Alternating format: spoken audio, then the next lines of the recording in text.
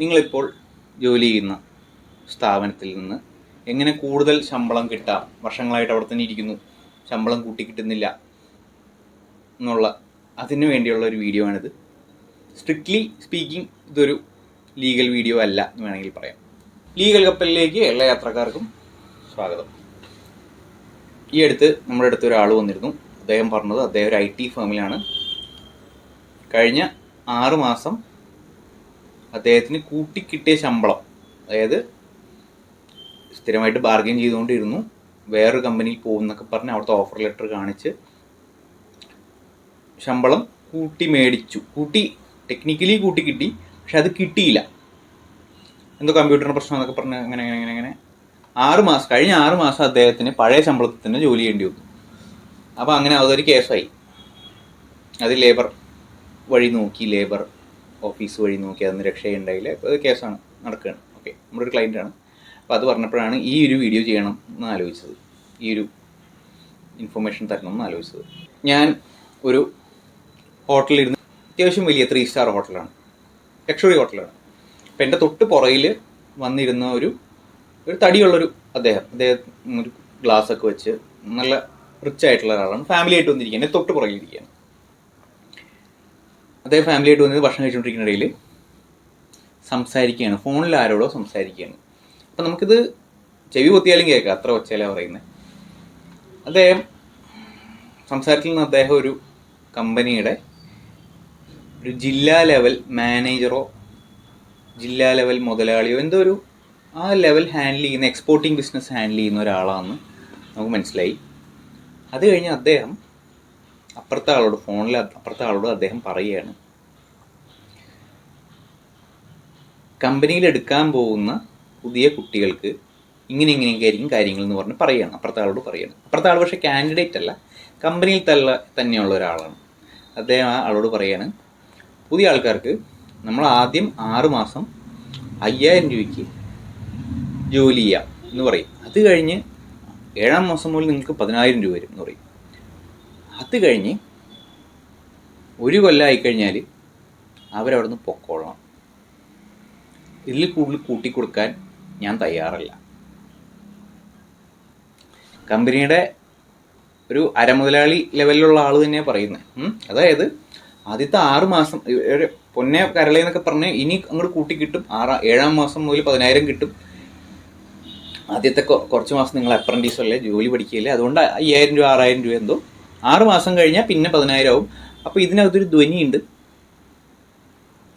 1 കൊല്ലം കഴിഞ്ഞാൽ പിന്നെയും കൂട്ടിക്കിട്ടും. പണി നല്ലോണം എഫിഷ്യൻ്റായിട്ട് ചെയ്യും തോറും നിങ്ങൾക്ക് കൂടുതൽ ശമ്പളം കിട്ടും എന്നൊരു ധ്വനി ഉണ്ട് അതിനകത്ത്. ആ ധ്വനിയിൽ ആൾക്കാരവിടെ പിടിച്ചു നിർത്തുകയാണ്. അദ്ദേഹം അപ്പുറത്തെ ആളോട് ഫോണിൽ പറയുകയാണ്, അത് കഴിഞ്ഞ് നമ്മളൊന്നും കൂട്ടിക്കൊടുക്കുന്നില്ല എന്ന് പറയുകയാണ്. ഓക്കെ, പക്ഷെ അത് നമ്മൾ പറയില്ല, ആളെ അവിടെ പിടിച്ചു നിർത്താൻ നോക്കും. അപ്പോൾ ഈ അവസ്ഥ ഞാനിത് കേട്ടപ്പോൾ ഈ കാര്യം നമ്മുടെ ലൈഫിലറിയാവുന്ന, നിങ്ങൾ ആലോചിച്ച് നോക്കിക്കോ, പലരും ചെറിയ ശമ്പളത്തിന് കയറിയിട്ട് അവിടെ ഇരുന്ന് വർഷങ്ങളോളം, ഇപ്പം ഈ പറഞ്ഞ 10000 രൂപയ്ക്ക് ഒരു എക്സ്പോർട്ടിങ് ബിസിനസ് നടത്തുന്ന കമ്പനിയിൽ കണക്കെഴുത്തോ അല്ലെങ്കിൽ ലോജിസ്റ്റിക്സോ നോക്കുന്ന, ആ ഫീൽഡ് നോക്കുന്ന ഒരു പയ്യൻ, ഒരു 22-ാം വയസ്സ് ജോലി കയറിയെന്നിരിക്കട്ടെ, എറണാകുളത്ത് മിനിമം 5000 രൂപയാണ് കുഴപ്പമില്ലാത്തൊരു ഹോസ്റ്റലിൽ താമസിക്കാൻ. ഫുഡ് പ്ലസ് ഹോസ്റ്റലാണെങ്കിൽ 5000, വളരെ മോശം സാധനമാണെങ്കിൽ 3500. അപ്പോൾ 5000 രൂപയ്ക്ക് 5000 രൂപയ്ക്ക് കയറിയ അവനൊന്നും കിട്ടുന്നില്ല. പക്ഷെ അവൻ ഭാവിയിൽ പ്രൊമോഷൻ കിട്ടും അല്ലെങ്കിൽ ശമ്പളം കൂട്ടി കിട്ടും എന്നൊക്കെ പറഞ്ഞ് ഈ 5000 രൂപയുടെ ജോലിക്ക് കയറും, അല്ലെങ്കിൽ 6000 രൂപയുടെ ജോലിക്ക് കയറും. ഓക്കെ, പറഞ്ഞു വരുന്നതെന്ന് വെച്ചാൽ, നിങ്ങൾ കയറുന്ന കമ്പനിയിൽ അല്ലെങ്കിൽ ഓഫീസിൽ ഒരു പണി പഠിച്ചു കഴിഞ്ഞാൽ,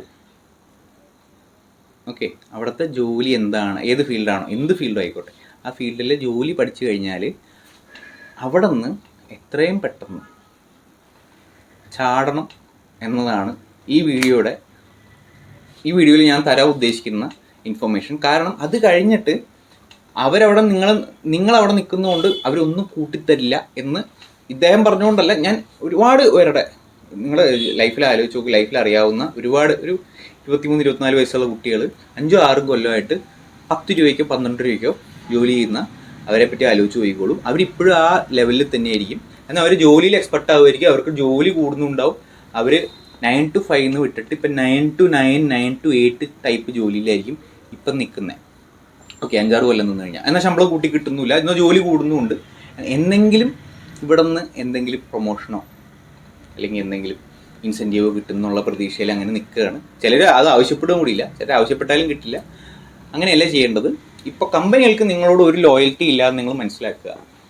ഓക്കെ, വലിയ ഇപ്പോൾ ജിയോ പോലെയോ ടാറ്റ പോലെയൊക്കെ ആണെങ്കിൽ അവിടെ HR-ഉം ഇവരൊക്കെ ഉണ്ടാവും. അവർ നിങ്ങളെ കുറ്റങ്ങൾ ഇങ്ങനെ നിങ്ങളിപ്പോൾ അവിടെ ചെന്ന് പരാതി പറഞ്ഞിരിക്കട്ടെ, ഇന്ന ഒരു മാനേജർ ആണ് എന്നെ ഇങ്ങനെ പ്രശ്നത്തിലാക്കുന്നതെന്നൊക്കെ പറഞ്ഞ് HR-ൻ്റെ അടുത്ത് പറഞ്ഞാൽ അവിടുത്തെ HR ഹ്യൂമൻ റിസോഴ്സ്, ഓക്കെ, ആ HR-ൻ്റെ ജോലി എന്ന് പറഞ്ഞാൽ നിങ്ങളെ പ്രൊട്ടക്റ്റ് ചെയ്യുക എന്നുള്ളതല്ല. അത് നിങ്ങൾ മനസ്സിലാക്കുക. ആ HR-ൻ്റെ ജോലി എന്ന് പറഞ്ഞാൽ നാളെ നിങ്ങൾ കമ്പനിക്കെതിരെ എന്തെങ്കിലും ഒരു മൂവ്മെൻറ്റ് നടത്തിയാൽ എനിക്ക് ഇത്രയും 6 മാസത്തെ സാലറി കിട്ടാനുണ്ട് എന്നൊക്കെ പറഞ്ഞിട്ട് ഒരു മൂവ്മെൻറ്റ് നടത്തുമ്പോൾ അതിനെ തടയിടാൻ വേണ്ടിയിട്ടുള്ള ഒരു മറുതട ഇടാൻ വേണ്ടിയാണ് അവിടെ HR ഇരിക്കുന്നത്. അല്ലാതെ HR അവിടെ ഇരിക്കുന്നത് നിങ്ങളെ സഹായിക്കാനല്ല. ഓക്കെ, ഞാൻ ടോപ്പിക്കിൽ നിന്ന് മാറിപ്പോണു, ഇത് വേറെ ടോപ്പിക്കാണ് ടോട്ടലി. ഏതായാലും ഓർത്തിരിക്കുക, ഒരു കമ്പനിയിലും ഒരു കൊല്ലം നമ്മളിങ്ങനെ പറയും, 1 കൊല്ലമായിട്ട് ഇതേ ജോലി നോക്കാൻ പോകും. അങ്ങനെയല്ല.